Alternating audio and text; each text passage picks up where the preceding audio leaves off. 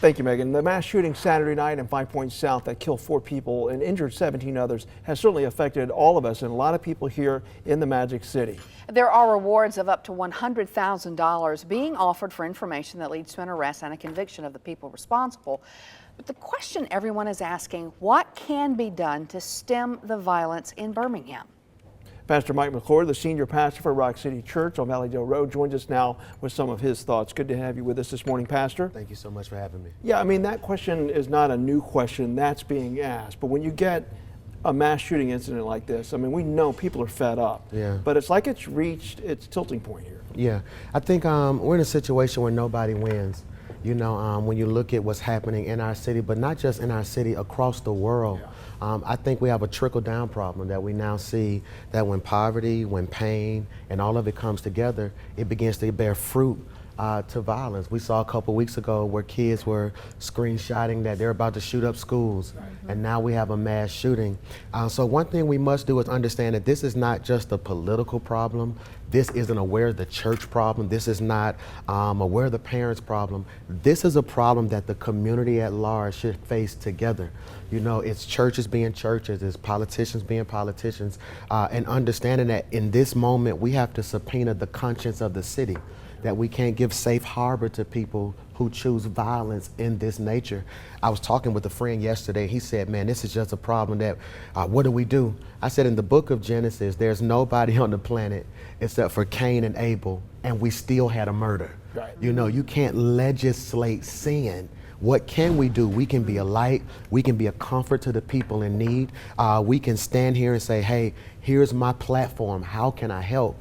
And until we do that, sadly, what I think most people don't want to hear, but we know in our hearts, is that there isn't an amount of programs we can do to fix certain things. My grandfather, Bishop Calvin Woods, Dr. King, Abernathy, they marched for years.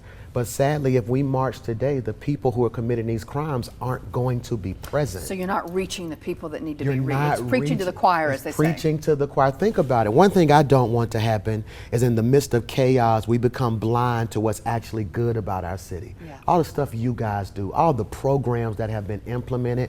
I've personally seen not only our mayor, I've seen Councilman Smitherman, I've seen Councilman Woods, literally in their districts walking, going door to door. But sadly, we never hear about the planes that land. We only hear about the planes that crash. Yeah, the efforts are there, and we've said it many times on this show. You got 99% of the people living in our communities. They're not doing bad stuff. It's that 1%, the bad actors. But people want to point the finger at one simple solution, and there's not one. It's a complex problem. You alluded to this. It's multi-layered.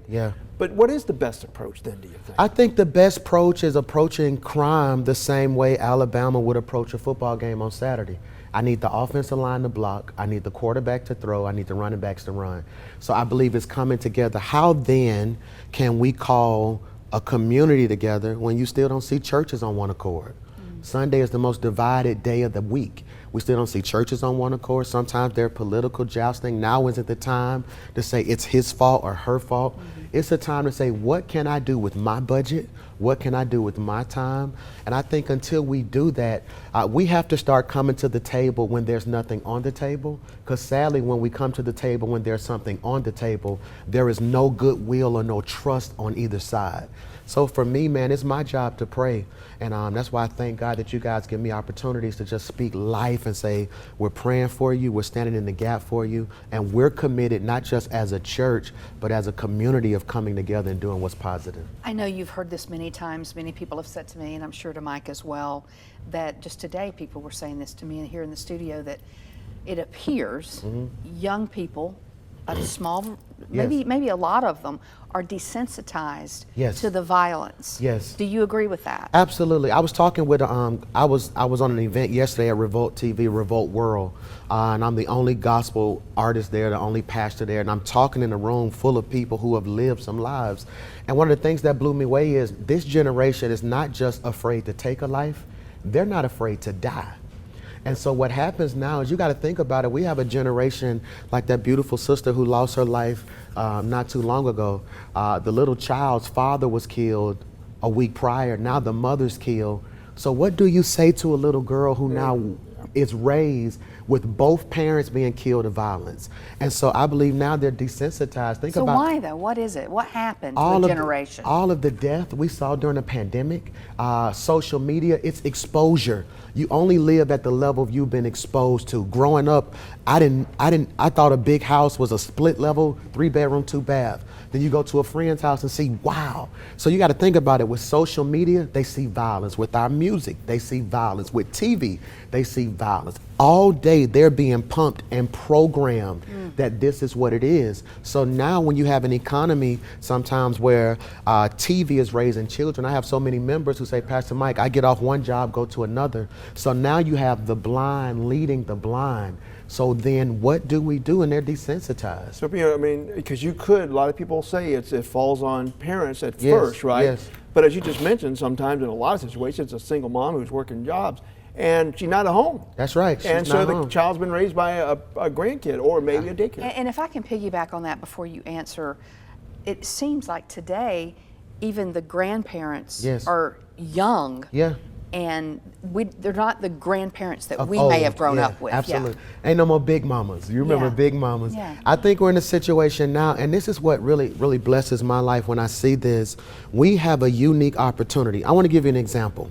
If we went outside right now and all of the food got recalled at the grocery store, there's a generation that's going to starve because we now have to plant crops, but the next generation will eat. So what happens right now is we're dealing with the ravages of rejection. That we had a generation who fought for our rights.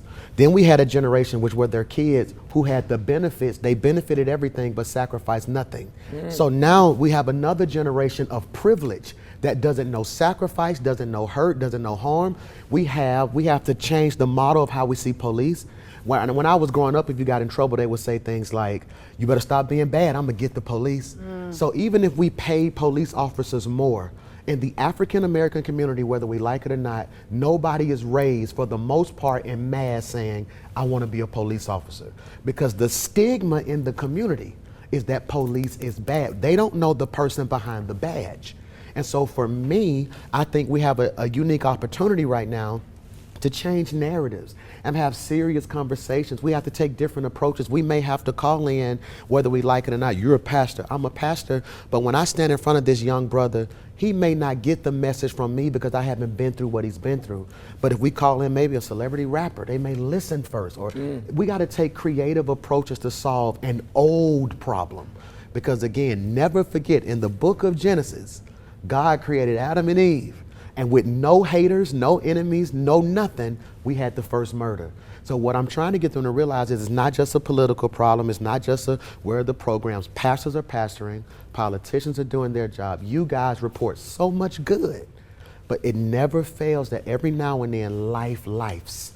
And what we got to do now is come together and we got to show this next generation, that there's a better way. There's a better way. And that answer may not come in the expedient nature that we desire. Right. I think where we are now, we have to be very honest, very transparent.